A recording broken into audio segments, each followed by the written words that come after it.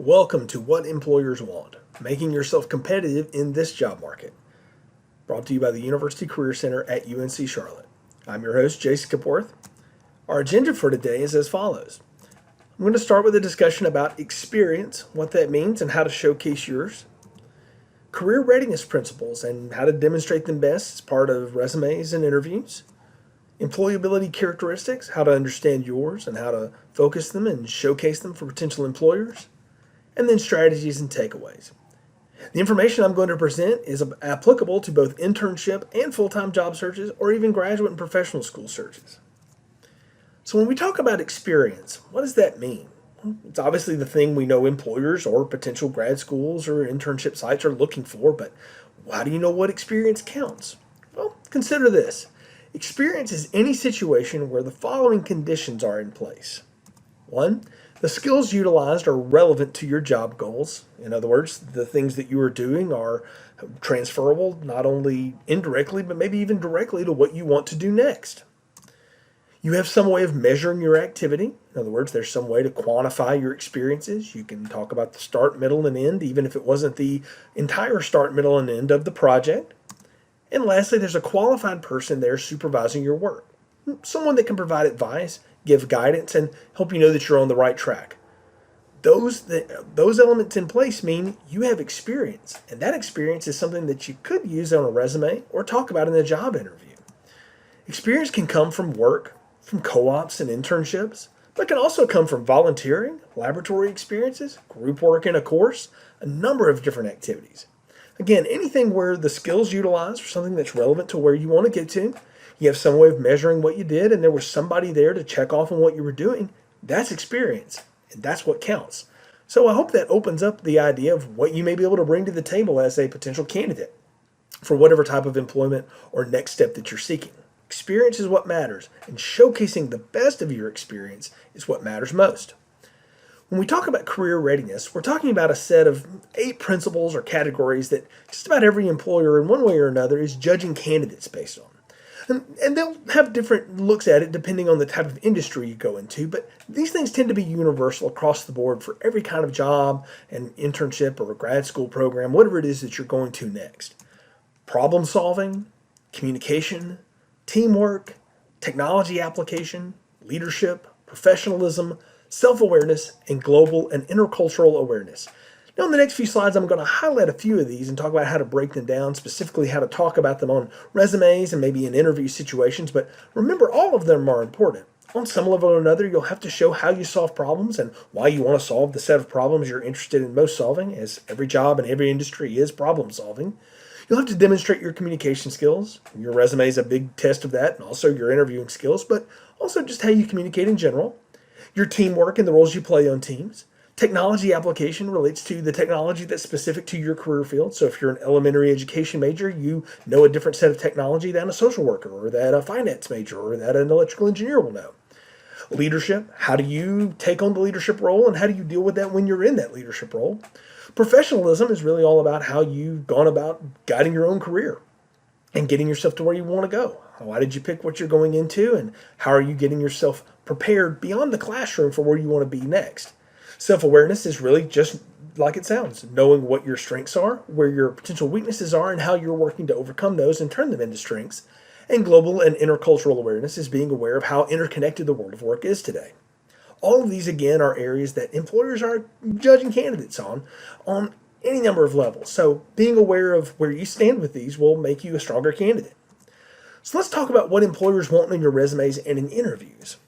They really want a demonstration of your skills and experiences. Your communication skills, obviously, your entire resume is an example of your written communication skills. They want to see examples of your problem-solving skills. They want to see how you work as part of a team when you're both the leader and the member of the team. How you take initiative, do things that are beyond just the basic minimum. And then how you use analytical and quantitative skills to make decisions, how data drives what you decide to do next. And one way to demonstrate this is through a simple method we call PAR, or Project Action Result. You've probably heard the STAR method in interviews, and that's certainly something good to follow. But when it comes to writing, and maybe even for your interviews, Project Action Result can also be a good method to follow as well.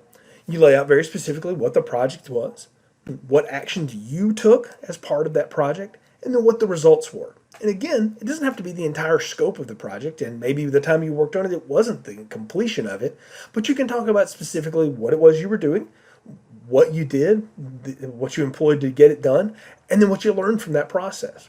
Project action result is a good formula to use not only in structuring the bullets on your resume as you're describing your experiences, but also in how you structure your interviews and how you answer questions about what you've done.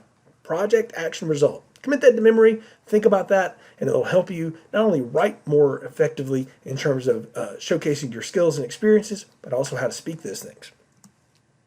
When you're demonstrating your communication skills, again, your entire resume is a testament to your writing skills, not necessarily your grammar skills, because remember, it's not full paragraphs you're writing. You're breaking things down into phrases and bullets, but it's how well you can condense information and be concise, yet detailed at the same time. So provide good action verbs. Talk about specifically what you did, what you learned, and where it led you to next. Detail experiences that demonstrate how you use writing skills in your work is a great testament to your communication skills.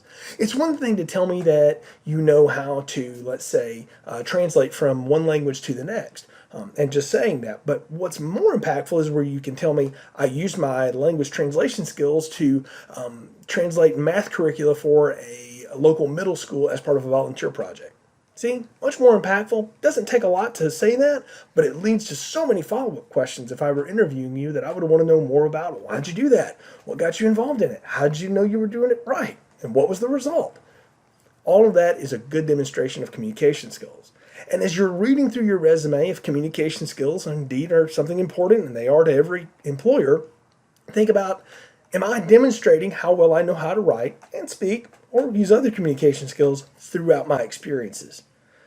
Email is the preferred communication way in every organization. We know that now, and chances are you're going to use this as a way to communicate with clients and colleagues around the globe. And right now, when we're all in this work from home state, written communication is going to be how you generally connect with people initially. So they're going to judge your communication skills based on that. Always take another good look at how you're writing things. Maybe even have someone else proofread something if you want to make sure that that important piece of communication is correct before you send it out. But remember, you want to demonstrate your mastery of communication skills throughout every document that you write and everything that you submit. You also want to demonstrate your problem-solving skills. Detail experiences that demonstrate how you go about your work, the process you go through to deliver what you need to deliver. This gives every employer a good understanding in how it is you solve problems. They want to know how you go about doing this, how you involve others, what it takes for you to reach your goals. If you're getting close to graduation, or even if you're just progressing well along in your career path, you are a master goal setter. That is a goal, and it takes a lot of organization and follow through to complete that goal. Just a simple example, but it's something everyone can relate to. You want to make sure when you're reading through your experiences or when you're talking about your experiences that you're detailing, here's what it takes for me to know what I need to know to move to the next piece of the equation, to move through the next part of the process. Demonstrate your ability to work in teams. There's a common question that gets asked, are you usually the leader or the follower on a team? And the answer is, you can be both at different times. And what you should say is when I'm the leader, here's how I operate. And when I'm not the leader, here's how I operate. You want to detail how you played both those support and leader roles in various settings. And it should be evident by reading again through your experiences when you've played those roles and what role you played. Working well with others is a key to every successful organization. And knowing your strengths and how to draw upon the strengths of others can make you an even more valuable team member going forward. So as you're looking through your experiences again, ask yourself, have I demonstrated my ability to work as both the leader and a good team member as a part of my work experiences? Demonstrating initiative. Detailing experiences where you went above and beyond the basic requirements to achieve something that needed to be done, where you noticed there was a gap and you decided to fill it, is important. Growth happens as people and organizations stretch into new areas. Every company, every organization, every grad program is looking to hire the next level set of experts. You may have never thought of yourself like that, but that's what you are. How do you use your newfound expertise to help things go forward? Employers want new employees who will help them move forward. No one wants to stay just where they are. So keep that in mind. And again, look and say, are there times when I really went above and beyond? How can I best describe that? Where's the best place for me to showcase that as, again, a part of my resume and a part of my interviewing? Demonstrating your analytical and quantitative skills. Detailing experiences with measurables so employers know you can use data to make decisions. It doesn't matter how big or small the data set was. It's the fact that you know how to look at it, read it, understand it, and then move on from it that's important to a potential employer. Quantifying your experiences helps employers see how you measure your own progress. And not only the number, but what you learn from those numbers. Now that can be hard to completely detail in a resume I'll give you because you have limited space, but be willing to expand on that story when you're asked about it in an interview or when you get a chance to bring it up yourself. So what are employability skills? Well, here are a few. Decision making. It shows you know how to evaluate options. Are you demonstrating your decision-making skills through all of your experiences? Problem solving, we've talked about that, shows a leadership role in finding positive solutions. Goal setting, do you know how to set out a plan and achieve specific goals, make objectives, involve others to help you get there? Critical thinking, how can you be objective and think logically about situations? There's also a flip side of that too. How can you be subjective about some decisions as well? Put yourself in other people's shoes when the time is right. And then also take yourself out of your own shoes to see the more global impact. And then communicating effectively. Shows you know how to work well with others. Those are the 5 most important employability skills that we know about and that we hear consistently from every employer across the industry. So ask yourself again, how well am I demonstrating those in my resume, my cover letter, and in the way I present myself on LinkedIn, or how I may present myself in networking situations and interview situations? Employability characteristics are very important. Some of the most important ones are always displaying a positive attitude. Don't give in to the opportunity to criticize others, even when the questions may set you up for such. So if you're asked, tell me about a time when you had to work with somebody you didn't get along with, the temptation is to talk about all the things they maybe did wrong. But that's not really going to be positive for anybody. What you can talk about is say, hey, we had a communication difference or we saw things differently, but here's what we worked together to do to compromise to get the goal accomplished. Again, that shows cooperation. It shows that you have respect for an employer. That you also have respect for your fellow workers too, and that you're willing to compromise when the needs be, where you don't give up your principles, but you're still able to get the job done. Accepting and using feedback, very important. Shows that you want to learn and are willing to improve. Go back to my experience slide earlier in the presentation when I talked about having somebody there to supervise your work. It's a great chance for you to talk about when you receive feedback from a supervisor or from a professor or a group leader and you were able to change what you were doing and move on with the problem. And then flexibility, accepting change and adapting to new situations. When we all come out of this situation from COVID-19, we're going to have a lot of good flexibility stories to tell. Don't be afraid to lean on yours during this time as well. And then learning. Show that you're interested by asking well-informed questions. Do good research ahead of time when you're with a company. So again, when they're looking for people to help them grow, look into what areas they're potentially growing into, or maybe new clientele they're trying to attract, or whatever it might be. And ask specifically why they're interested in that, and tell them why you're interested in following along with that as well. It's a good way to connect you to an organization and to a potential position. It also shows that you do a little homework too. Positive attitude, cooperative nature, accepting and using feedback, flexibility, and learning are highly employable characteristics for any field and any industry. So when you're looking at a job description and you're looking at the job responsibilities, look for keywords and terms that match your experiences. Make sure you have some of those same terms on your resume, but not just in a term box over in the corner or something.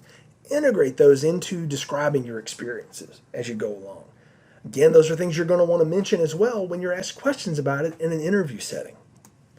Ask yourself, what problems does this job solve? Do I know how to solve those problems? Have I solved similar problems? Can I demonstrate that?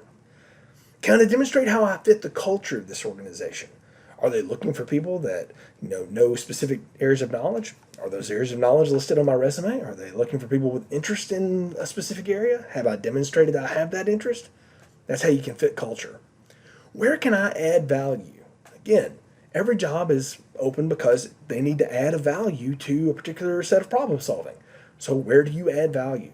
Look at your own unique experiences and your own unique life skills and say, hey, this is where I'm a good fit and a new fit for you. All of those are important when looking at a job description. So if you want to be employable, demonstrate relevant skills and experiences, Quantify experiences as well as telling stories about what you've done, adding context, and then focus on, again, being a good fit for an organization, making attention to their culture, their focus, and where you can add value. So some strategies and takeaways. A lot of uncertainty out there right now, so control the things you can control. Worry about what problems you need to solve, whether it's working through your academics and transitioning to online classes, or you're in an internship or job search or grad school search. Control the things you can control. Realize that there are resources available on campus, even virtually for you now, and take advantage of those.